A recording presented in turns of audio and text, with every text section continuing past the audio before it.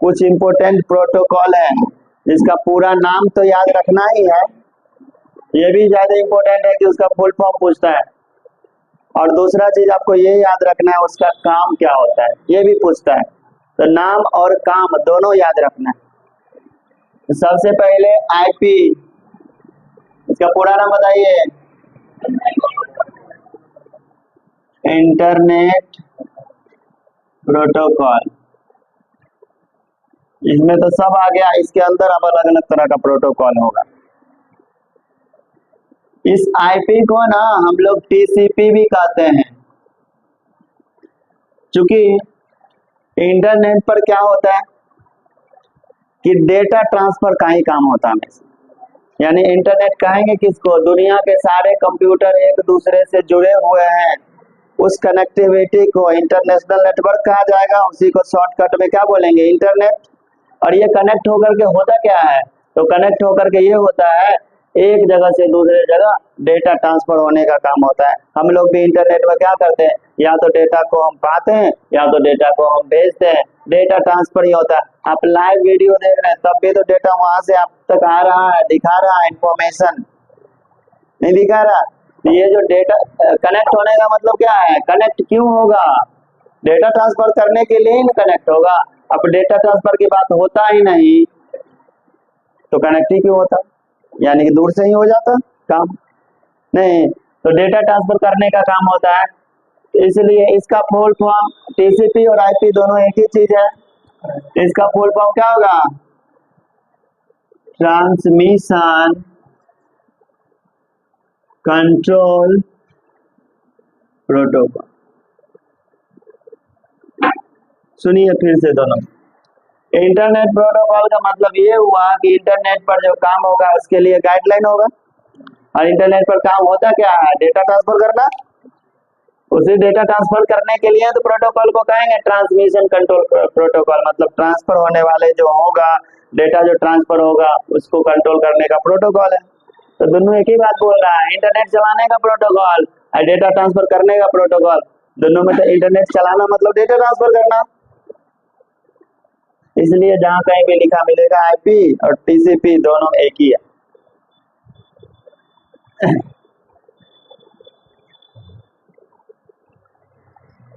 इसको हम एक लाइन में ये भी कह सकते हैं,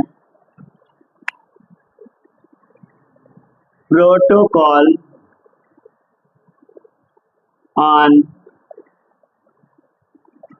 transfer of data. Data transfer करने के लिए जो प्रोटोकॉल है,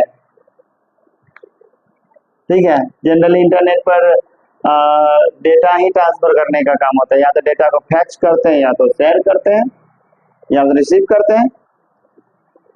इसमें पहला प्रोटोकॉल है, याद रखना, पहला प्रोटोकॉल यूडीपी। यूडीपी इसमें पहला पॉइंट है यूडीपी में, ओ माय गॉड,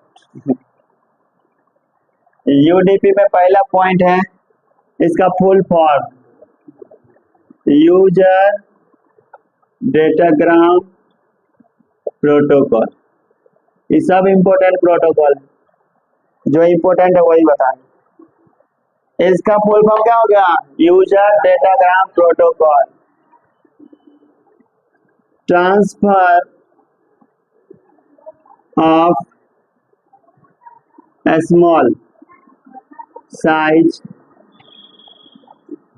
डेटा, मतलब छोटा डेटा होगा, छोटा फाइल होगा, उसको ट्रांसफर करने के लिए जो प्रोटोकॉल होगा उसको क्या बोलेंगे, यूडीपी। छोटा फाइल भेजने के लिए प्रोटोकॉल कौन सा, यूडीपी। और जब छोटा फाइल हुआ तो बड़ा फाइल भी होना चाहिए, तो बड़ा फाइल भेजने के लिए कौन सा, एफटीपी। इसका फुल फॉर्म क्या होगा, फाइल ट्रांसफर प्रोटोकॉल। देखिए, छोटा फाइल भेजने के लिए यूडीपी और बड़ा फाइल भेजने के लिए FTP, transfer of large file या फिर या डेटा, एक ही बात है। अगर सीधे आपसे पूछा जाता है, ठीक है सब कुछ सीधे आपसे पूछा जाता है, प्ले किए थे कि नहीं सीधे आपसे पूछा जाता है फाइल ट्रांसफर करने के लिए प्रोटोकॉल क्या है, तो क्या बोलिएगा? नहीं, एफटीपी बोलेंगे।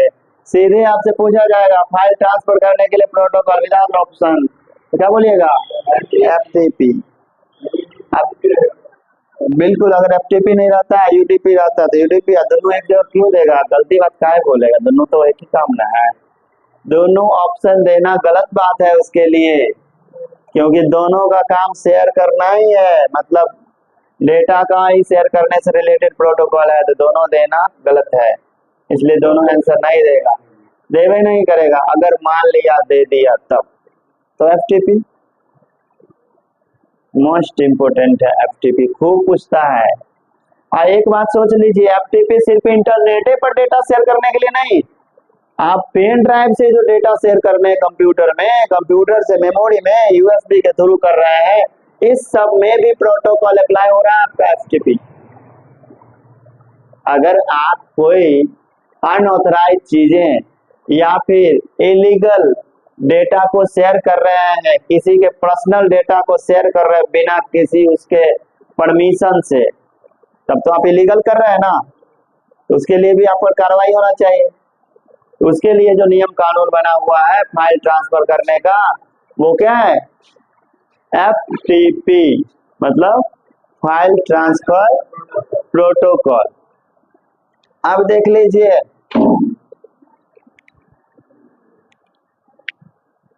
एचटीटीपी फुल फॉर्म बताइए।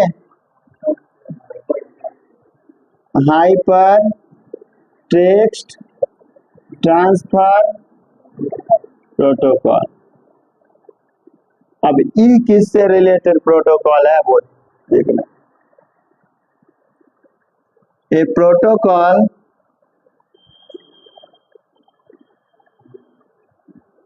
On searching web page. हम जो इंटरनेट पर क्या सर्च करेंगे, क्या नहीं करेंगे, इससे रिलेटेड उस पर जो निगरानी रखता है वो जो प्रोटोकॉल होता है।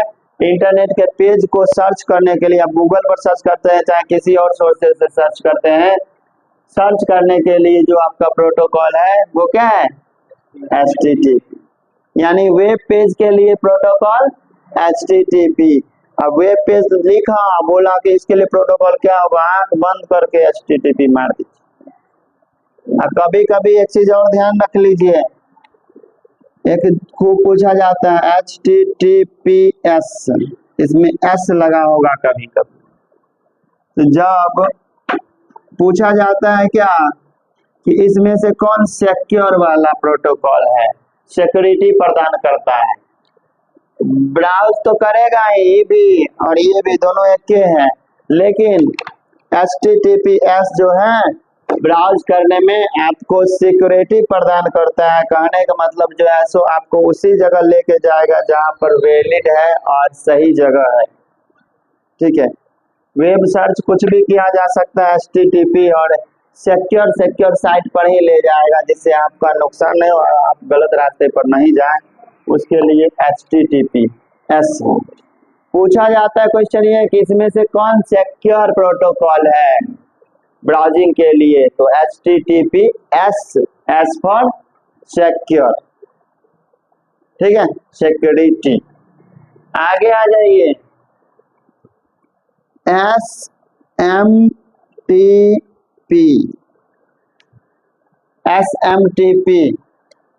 इसका फुल फॉर्म बता दीजिए कोई आदमी।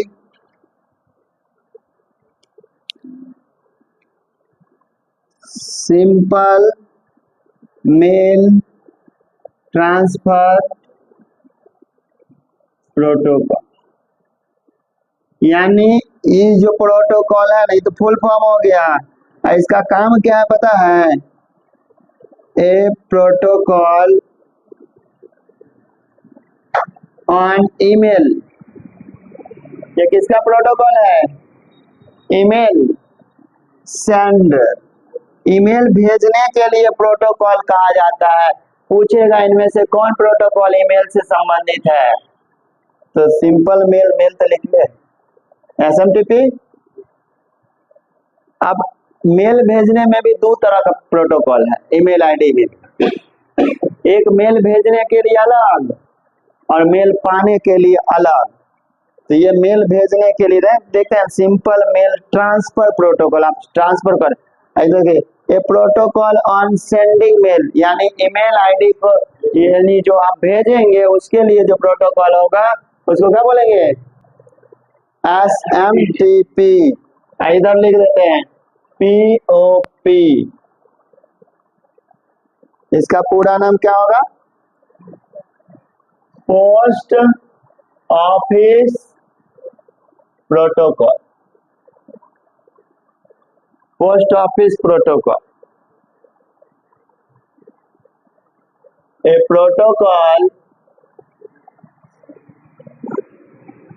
On receiving mail, mail receive करने से रिलेटेड जो प्रोटोकॉल होगा वो पीओपी होगा, और मेल भेजने से रिलेटेड जो प्रोटोकॉल होगा वो एसएमटीपी प्रोटोकॉल होगा, और दोनों ईमेल आईडी से रिलेटेड प्रोटोकॉल है।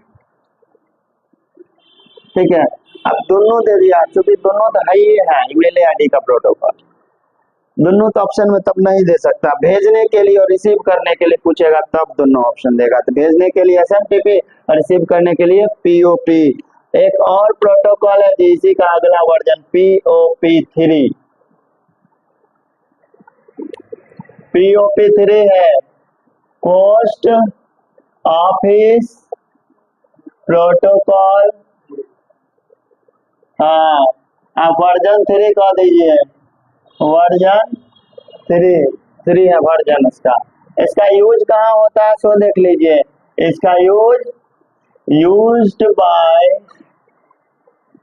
पोस्ट ऑफिस, पोस्ट ऑफिस में जो वर्क होता है या फिर पोस्ट करने से रिलेटेड कुछ भी भेज रहे हैं, पा रहे हैं मेल छोड़ करके, मेल के लिए स्पेशल बनाया गया, नहीं भेजते हैं जी, आप कुरियर से भेजते हैं, फ्लिपकार्ट से सामान आता है, अब उसमें भी तो कुछ इलीगल काम हो सकता है ना। इस सब को कंट्रोल कौन करता है, पोस्ट ऑफिस करता है, और उसके लिए प्रोटोकॉल क्या है, पीओपी3, पोस्ट ऑफिस द्वारा यूज किया जाने वाला प्रोटोकॉल पीओपी3।